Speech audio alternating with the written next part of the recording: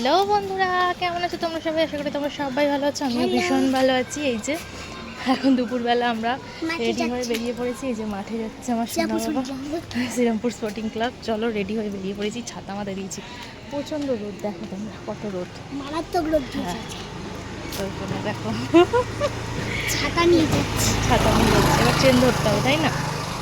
টোটো করে একদম ডাইরেক্ট একদম একদম একদম।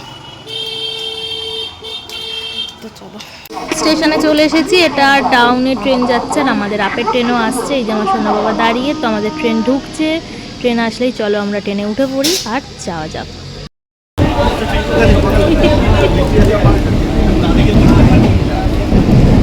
চলো, স্টেশন ঢুকছে, নামতে হবে এবার, তাই তো।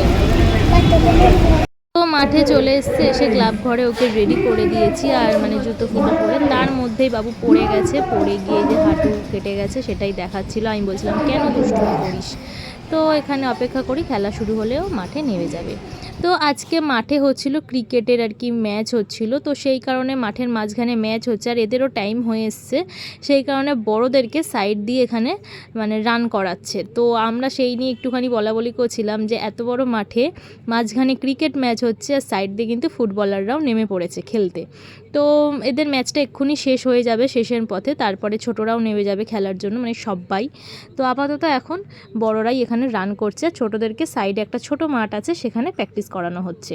তো যাই হোক, চলো আজকের ভিডিওটা তোমাদের কেমন লাগলো অবশ্যই জানিও। ছোট্ট করে আমার সোনা বাবার মাঠে আসার একটুখানি জার্নিটা তোমাদের সাথে শেয়ার করলাম।